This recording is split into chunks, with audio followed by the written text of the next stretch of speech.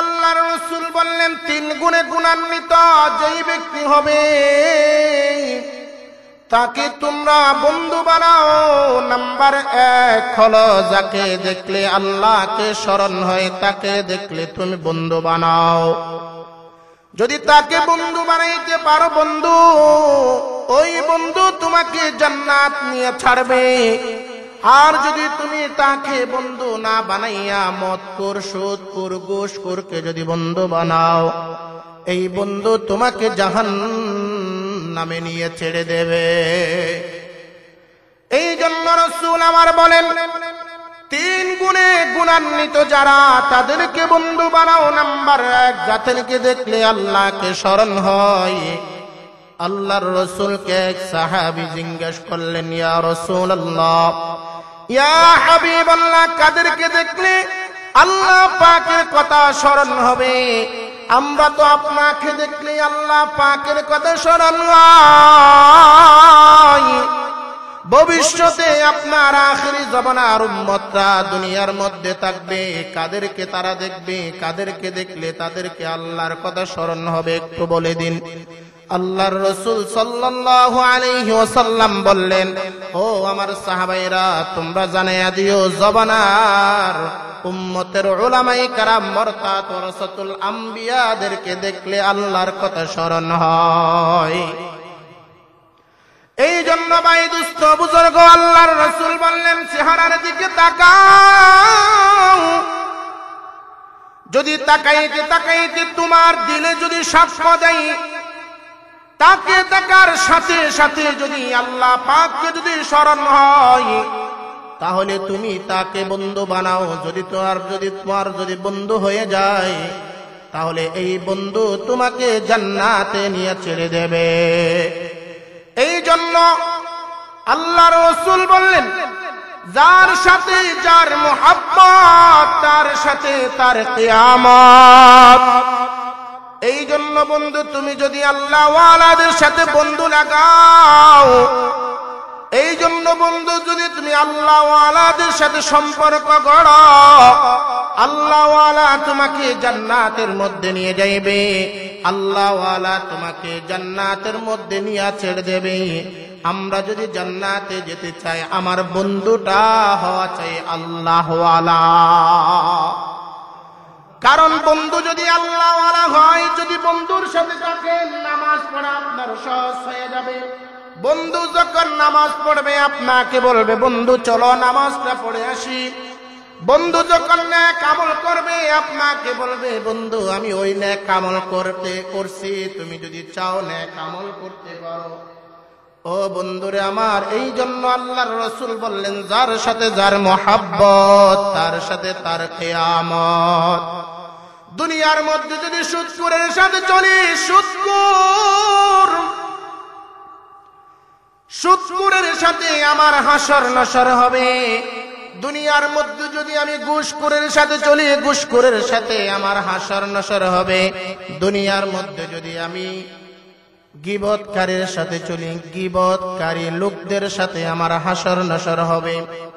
এই জন্য বন্ধু যদি বানাইতে চায়, যাকে দেখলে আল্লাহকে স্মরণ হয় তাকে বন্ধু বানায়। এই জন্য মুসলমান ভাইয়েরা আমার, তিন গুণে গুণান্বিত, তিন গুণ যাদের ভিতরে আছে তাদেরকে বন্ধু বানাবো। এক নাম্বার হলো যাকে দেখলে আল্লাহকে স্মরণ হয় তাকে বন্ধু বানাই। 2 নম্বর, যার বয়ানে যার কথায় ইলম হাসিল হয় তাকে বন্ধু বানাও। যার কথায় যার বয়ানে তোমার ইলম হাসিল হয় তাকে তুমি বন্ধু বানাও। কারণ বন্ধু, তোমাকে যদি এই 2 নম্বর গুণটা যদি তুমি অর্জন করতে পারো, তোমার বন্ধুর কাছে থাকবা তো তোমার ইলম বাড়বে। কারণ যদি আলেম নাও হয়, আলেমের সাথে থাকতে থাকতে আলেমের সোহবত যদি তার ভিতরে চলে আসে, সে কখনো কোনো অবস্থাতে গুনাহে লিপ্ত হতে পারে না। এই জন্য বন্ধুরে আমার, বুঝে থাকলে বলেন 2 নম্বর গুণ কি? যার বয়ানে যার কথায় ইলম বাড়ে তাকে বন্ধু বানাও। এক নাম্বার, যাকে দেখলে আল্লাহর কথা স্মরণ হয় তাকে বন্ধু বানাও। যার বয়ান শুনলে আপনার ইলম বাড়ে, আপনার জানা অজানা জিনিস জানা হয় তাকে বন্ধু বানাও। 3 নাম্বার, ও মুসলমান ভাইরা রে আমার, 3 নাম্বার বিষয় হলো যার ভিতরে ন্যূনতম ইলম আছে ওই ব্যক্তিকে তুমি চিহ্নিত করো আর বন্ধু বানাও। নাম্বার 1 হলো যাকে দেখলে আল্লাহর কথা স্মরণ হয় তাকে বন্ধু বানাও। নাম্বার 2 হলো যার বয়ান শুনলে, যার আমল, যার সব কিছু দেখলে, যার বয়ান শুনলে, যার কথা শুনলে ইলম বাড়ে তাকে বন্ধু বানাও। 3 নাম্বার হলো যার আমল দেখলে আল্লাহর কথা স্মরণ হয় তাকে বন্ধু বানাও। কয় নাম্বার? 3 নাম্বার, যার আমল দেখলে আল্লাহকে স্মরণ হয় তাকে বন্ধু বানাও। এই 3 গুণে গুণান্বিত যারা তাকে বন্ধু বানাও। কয় গুণে গুণান্বিত? কয় গুণে গুণান্বিত? কয় না মরা নাকি? আমার দিকে তাকান, আমার দিকে কথা কন। কয় গুণে গুণান্বিত? 3 গুণে গুণান্বিত যারা তাকে বন্ধু বানাও। আমরা দুনিয়ার মধ্যে যদি গাঁজাখোরকে যদি বন্ধু বানাই তাহলে কিন্তু আমরা গাঁজা নাও যদি খাই তাহলে আমাকে গাঁজাখোর ডাকবে, ঠিক কি না? আপনি যদি গাঁজাখোরের সাথে চলেন আপনাকে গাঁজাখোর নিঃসন্দেহে ডাকবে। আপনি যদি সুদখোরের সাথে চলেন আপনাকে সুদখোর ডাকবে। আপনি যদি ঘুষখোরের সাথে চলেন আপনাকে ঘুষখোর ডাকবে। আপনি যদি চোরের সাথে চলেন আপনাকে চোর ডাকবে। আপনি যদি ডাকাইতের সাথে চলেন আপনাকে ডাকাইত ডাকবে। আপনি যদি হারামখোরের সাথে চলেন আপনাকে হারামখোর ডাকবে। আর আপনি যদি ভালো লোকের সাথে চলেন আপনাকে ভালো লোক ডাকবে। এই জন্য বন্ধুরে আমাদের বন্ধু বানাইতে হলে 3 গুণ বিশিষ্ট ব্যক্তিকে বন্ধু বানাইতে হবে। নাম্বার 1, যাকে দেখলে আল্লাহকে স্মরণ হয়। নাম্বার 2, যার বয়ানে ইলম বাড়ে। নাম্বার 3, যার আমলে আল্লাহকে স্মরণ হয়। এই 3 গুণে গুণান্বিত ব্যক্তিদের যদি আমরা বন্ধু বানাই ওই বন্ধু আমাকে জান্নাতে নিয়ে ছেড়ে দেবে। আর যদি সুদখোর, ঘুষখোর, ছিনতাইকারী, রাহাজানিকারী, ডাকাত, চোর, বদমাইশের সাথে যদি আমার সম্পর্ক হয়, আমার বন্ধুত্ব হয়, এই বন্ধু আমাকে জাহান্নামে নিয়ে ছাড়বে। এই জন্য শায়েররা বলেন সুহবতে সালেহ তোরা সালেহ কুনত, সুহবতে তালেহ তোরা তালেহ কুনত। এই জন্য ভাই বুঝে থাকলে বলুন এখন 3 গুণে গুণান্বিত কারা? 3টা গুণ যদি আপনারা যদি চিন্তা করি, আমরা সবাই মিলে যদি একটু যদি তাহকিক করে দেখি, এই 3টা গুণ পাওয়া যায় জবানার উলামায়ে কেরামদের কাছে। কার কাছে? জবানার উলামায়ে কেরামদের কাছে। বন্ধুরে আমার, উলামায়ে কেরামের সম্মান তো আল্লাহ দিয়েছে। আপনি দেন বা না দেন সেইটা করার কোনো বিষয় নয়। যেই ব্যক্তিদের সম্মান আল্লাহ সুবহানাহু ওয়া তাআলা দিয়েছেন, যেই ব্যক্তিদের সম্মান রাসূল সাল্লাল্লাহু আলাইহি ওয়াসাল্লাম দিয়েছেন, এইখানে সাধারণ মানুষ না দিলে আসা যায় না। এই জন্য আল্লাহর রাসূল বললেন জবানার এই 3টা গুণে গুণান্বিত ব্যক্তি যদি তুমি দেখতে চাও তাহলে ওয়ারাসাতুল উলামা ওয়া ওয়ারাসাতুল আম্বিয়া উলামায়ে কেরামের কাছে যাও। কারণ উলামায়ে কেরামের কাছে 3টা গুণ আছে। কয়টা গুণ? 3টা গুণ। আল্লাহর রাসূল সাল্লাল্লাহু আলাইহি ওয়াসাল্লাম আখিরি ভাষণের মধ্যে বলেন তারাকতু ফীকুম আমরাইন লাউ তাদিল্লু মা তামাসসাকতুম বিহিমা কিতাবাল্লাহ ওয়া সুন্নাত রাসূলুল্লাহ। আল্লাহর রাসূল বললেন আমি বিদায় নিচ্ছি, আখেরি জামানার উম্মতের জন্য 2টা জিনিস রেখে যাচ্ছে। এই 2টা জিনিসকে যদি তারা আঁকড়ায় ধরে তারা কখনো গুমরাহ হবে না। 1 নাম্বার হলো কিতাবুল্লাহ, 2 নাম্বার হলো সুন্নতে রাসূলুল্লাহ। একটা হলো আল্লাহ পাকের কোরআন। আল্লাহ পাকের কোরআন আমাদের কাছে আছে না নাই? আছে না নাই? বাজান একটু আওয়াজ দিয়ে বলেন আছে না নাই? আল্লাহর রাসূল বললেন, ও আমার উম্মতরা, তোমরা গুমরাহ হবে না, তোমরা গুমরাহ হবে না যদি কোরআনকে ধরো, তোমরা গুমরাহ হবে না যদি সুন্নতে রাসূলকে ধরো। ও বন্ধুরে আমার, সুন্নতে রাসূলকে যদি ধরেন কখনো কোনো অবস্থাতেই গুমরাহ হব না। আল্লাহর রাসূল দুইটা কথা বলে দিয়েছেন, আমার উম্মতদের মধ্যে যদি কেউ দুইটা সুন্নত যদি আঁকড়াই ধরে, এক নাম্বার হলো কিতাবুল্লাহ, দুই নাম্বার হলো সুন্নতে রাসূলুল্লাহ, এই দুইটা বিষয়কে সামনে রেখে আমার কোন উম্মত যদি চলাফেরা করে, ও বন্ধুরে আমার, আল্লাহর রাসূল বললেন সে গুমরাহ হবে না। এক নাম্বার কিতাবুল্লাহ, দুই নাম্বার সুন্নতে রাসূলুল্লাহ। এবার বুঝে থাকলে বলুন কিতাবুল্লাহ আছে কার কাছে? উম্মতের উলামায়ে কেরামের কাছে। কিতাবুল্লাহ বুঝে কারা? উম্মতের উলামায়ে কেরামরা। পৃথিবীর মধ্যে সবচেয়ে সুন্নত মানে কারা? পৃথিবীর মধ্যে সবচেয়ে বেশি সুন্নত মানে উলামায়ে কেরামরা। তাহলে দুইটা জিনিস উলামায়ে কেরামের ভিতরে আছে। আল্লাহর রাসূল বললেন, তিন গুণে গুণান্বিত ব্যক্তিকে বন্ধু বানাও, যাকে দেখলে আল্লাহকে স্মরণ হয়, যার বয়ান শুনলে ইলম বাড়ে, যার আমল দেখলে আল্লাহকে স্মরণ হয়। এই তিনটা গুণ যদি অর্জন করতে চাই, কিতাবুল্লাহ, সুন্নতে রাসূলুল্লাহ, দুইটাকে মানা দরকার কিনা? দরকার কিনা?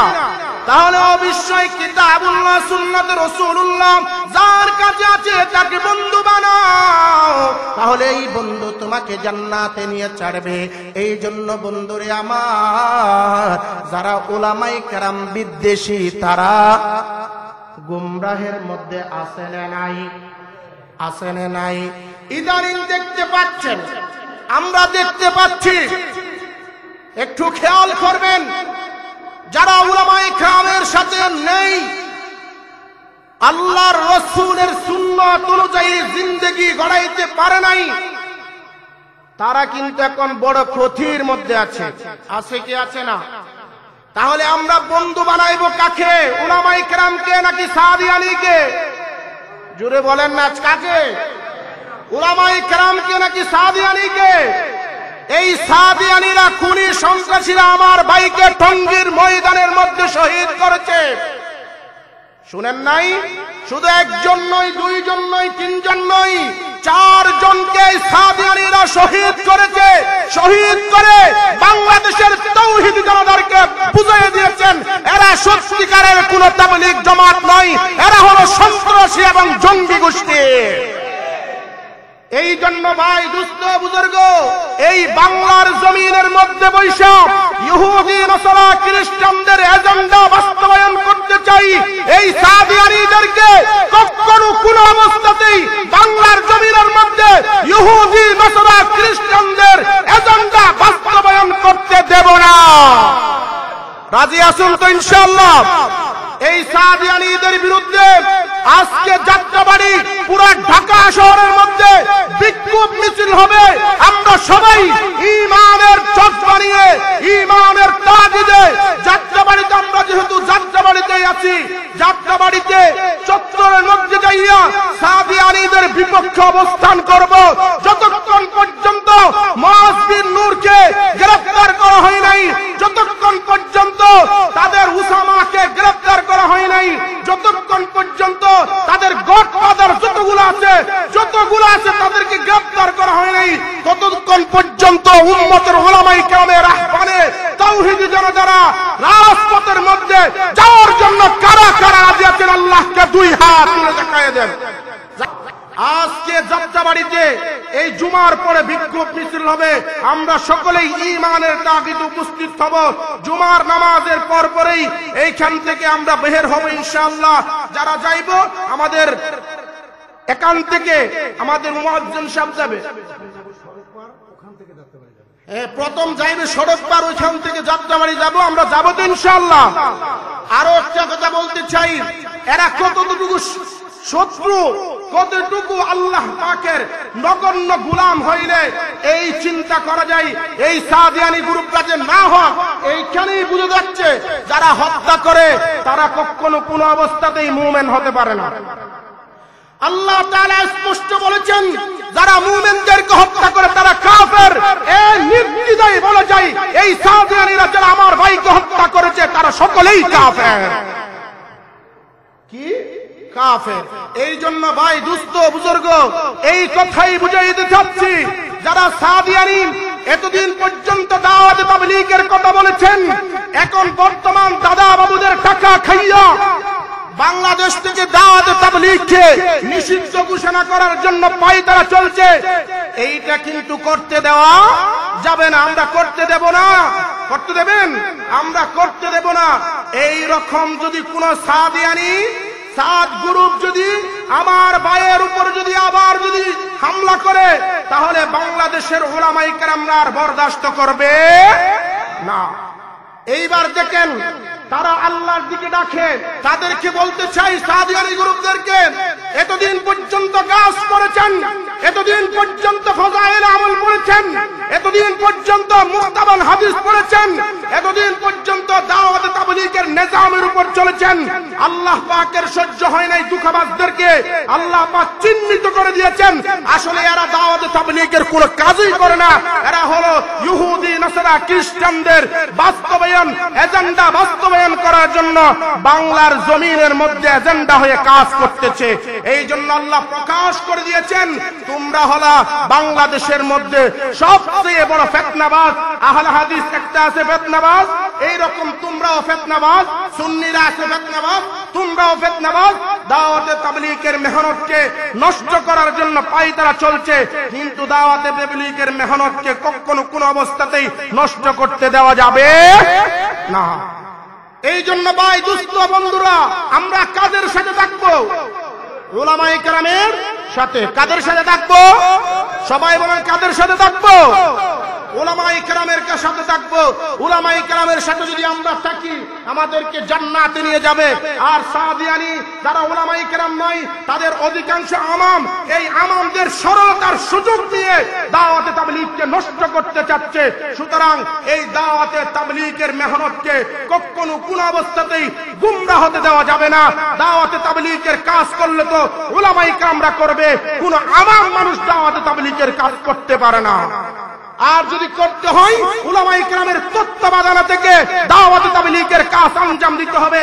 যদি দাওয়াতে তাবলীগের কাজ যদি উলামায়ে কেরামের তত্ত্বাবধানে যদি প্রচার হয়, তাহলে গুমরাহ হওয়ার সুযোগ নাই। আছে? নাই। কারণ উলামায়ে কেরামের কাছে দুইটা জিনিস আছে, একটা হলো কিতাবুল্লাহ, দ্বিতীয় নম্বর হলো সুন্নতে রাসূলুল্লাহ। কাদের কাছে আছে? উলামায়ে কেরামদের কাছে আছে। একটা কথা বাজান ভাবেন, আল্লাহর রাসূল বলছেন যেই মুমিন অপর মুমিনকে হত্যা করে সে মুমিন থাকে না। কি থাকে না? মুমিন থাকে না, কাফের হয়ে যায়। তাহলে নিঃসন্দেহে বলা যায় যারা আমার ভাইকে হত্যা করেছেন তারা এখন মুমিন নাই, কাফের হয়ে গেছে। যদি আপনারা আসতে চান তাওবা করে আসেন, তাওবার দরজা খোলা আছে, কালমা পড়ে আবার ঈমান গ্রহণ করেন। যদি ঈমান গ্রহণ করতে পারেন তাহলে আপনারা মসজিদের মধ্যে ঢুকেন। এই বাংলার জমিনের মধ্যে কোন কাদিয়ানী বা সাদিয়ানী, কোন সাদিয়ানীরা মসজিদে ঢুকে দাওয়াতে তাবলীগের মেহনত করবে, আমরা এই মেহনত করতে দেব না। তোমাদের মতো এই মেহনত আমাদের লাগবে না। যারা হক্কানি উলামায়ে কেরামের সাথে থাইকা দাওয়াতে তাবলীগের মেহনত করবে তাদের স্থান হবে মসজিদে। আরো সামনে অনেক ভয়াবহ আমাদের বাংলাদেশকে ইহুদি নাসারা খ্রিস্টানদের সুকুনের নজর রয়েছে বাংলাদেশের প্রতি।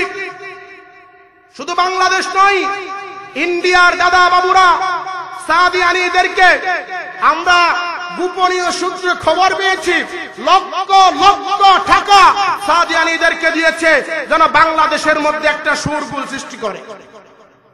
কারা দিয়েছে? আমাদের পার্শ্ববর্তী দেশ। আপনারা নয়া দিগন্ত 18 তারিখের পত্রিকা কেউ দেখেছেন কি আমি জানি না। নয়া দিগন্তের মধ্যে দেখবেন সাদিয়ানীদের মুখোশ উন্মোচন করে দিয়েছেন। লক্ষ লক্ষ টাকা আমাদের পার্শ্ববর্তী রাষ্ট্র ভারত থেকে সাদিয়ানীদেরকে দেওয়া হয়েছে, সাদ গ্রুপদেরকে দেওয়া হয়েছে, তারা যেন এই দেশের মধ্যে একটা হট্টগোল লাগায়। শুধু দাওয়াতে তাবলীগ নিয়ে ষড়যন্ত্র নয়, আমার বাংলাদেশ নিয়েও ষড়যন্ত্র চলছে। দাদা বাবুরা বলতেছেন বাংলাদেশ নাকি এদের একটা অঙ্গরাজ্য। দাদা বাবুরা বলে বাংলাদেশ আমাদের একটা অঙ্গরাজ্য। না না না, 1971 সালে লক্ষ লক্ষ মা ও বোনদের শহীদের কারণে, রক্তের কারণে যেই দেশ অর্জন করেছি, এই দেশ কোন অবস্থাতেই কোন ক্রমে দাদা বাবুদের হাতে ছেড়ে দেওয়া যাবে না। কারণ ভাই একটা কথা মনে রাখবেন, দাদা বাবুরা আমাদের বন্ধু হতে পারে। আল্লাহ তাআলা বলেছেন বা'দুহুম মাওলিয়াউ বা'দ। ইহুদি নসরা খ্রিস্টানরা একে অপরের বন্ধু। তাহলে আল্লাহর এই কথা থেকে স্পষ্ট বোঝা যায় ইহুদিরা আমাদের বন্ধু হতে পারে। জোরে বলেন না। হিন্দুরা আমাদের বন্ধু হতে পারে না, নাসারারা আমাদের বন্ধু হতে পারে না, খ্রিস্টানরা আমাদের বন্ধু হতে পারে না। হে বাঙালি জাতির একটা ঐতিহ্য আছে, এই ঐতিহ্য হলো মুসলমানরা কখনো কোন অবস্থাতেই সংখ্যালঘুদের উপর আক্রমণ করে না, করছে, করে নাই, করবেও না। এই জন্য ভাই দুস্থ বুজুর্গ যারা আমাদেরকে বন্ধু রূপে বন্ধু গ্রহণ করতে চাই, আমরা তাদের সাথে বন্ধুত্ব করতে চাই না। কারণ আল্লাহ নিষেধ করেছেন তোমরা ইহুদিদের সাথে বন্ধুত্ব করো না, তোমরা নছরাদের সাথে বন্ধুত্ব করো না, তোমরা হিন্দুদের সাথে বন্ধুত্ব করো না। যদি বন্ধুত্ব করতে চাও তাহলে জবান আর উলামায়ে কেরামের সাথে বন্ধুত্ব করো। যদি বন্ধুত্ব করতে চাও 3 গুণে গুণান্বিত যারা, তাদের সাথেই বন্ধুত্ব করো। করবেন তো ইনশাআল্লাহ। 18 তারিখের নয়া দিগন্ত পত্রিকা দেখবেন, সাদিয়ানীদের মুখোশ উন্মোচন করেছেন। ইসরায়েলের মধ্যে কারা কারা রাত্রে চুপে চুপে বিমান নিয়ে ইসরায়েলে যাইয়া খারা কথাবার্তা বলে এসেছেন, আমাদের কাছে উন্মোচন হয়ে গেছে, আমাদের কাছে প্রকাশ হয়ে গেছে, আমরা জেনে গেছি। যারা দাদা বাবুদের সাথে কথা বলে আসছেন এটাও জেনে গেছে বাংলাদেশের মুসলমান। ইসরায়েলের সাথে কথা বলে আসছেন এটাও জেনে গেছে বাংলাদেশের মুসলমান। আর লাল কুত্তাদের সাথে যারা কথা বলতে গিয়েছিলেন, আপনাদের কথাও এই বাংলাদেশের মধ্যে পাশ হয়ে গেছে। সুতরাং বাড়াবাড়ি করব না, এক কথাই বলতে চাই, টঙ্গী ময়দানের রক্ত 18 সালে উলামায়ে কেরামরা একবার রক্ত দিয়েছিল, আমরা কিছু বলি নাই। তৎকালীন আওয়ামী লীগ সরকার কে তারা এমন ভাবে বুঝিয়েছেন, তারা বলতে চেয়েছেন একমাত্র তারা হকের মধ্যে আছে। আজ আওয়ামী লীগের ক্ষমতা যাওয়ার পরেই তারা প্রমাণ করে দিয়েছে। আমার ভাইকে 2024 সালে আবারও হত্যা করে বুঝাই দিয়েছে বাংলাদেশের মধ্যে তারা কখনো কোন অবস্থাতেই হকপন্থী দাওয়াতে তাবলীগ হতে পারে। সুতরাং দাওয়াতে তাবলীগের মেহনত করলেই উলামায়ে কেরামের সাথে করতে হবে। আরেকটা বিষয়, সবাইকে ঐক্যবদ্ধ হতে হবে। টঙ্গীর ময়দান একমাত্র উলামায়ে কেরামের থাকবে, কোন সাদিয়ানি বা কোন সাদ গ্রুপের হতে পারবে না। এই অবস্থায় যদি কোন উলামায়ে কেরামের উপর মহল থেকে যদি কোনো কথা আসে, আমরা সকলেই রাত ময়দানের মধ্যে যাওয়ার জন্য কারা কারা রাজি আছে আল্লাহকে 2 হাত তুলে দেখায়। আল্লাহ এই মসজিদের সমস্ত মুসল্লিদেরকে কবুল করো। আল্লাহ সমস্ত মুসল্লিদেরকে উলামায়ে কেরামের সাথে থাকার তৌফিক দান করো।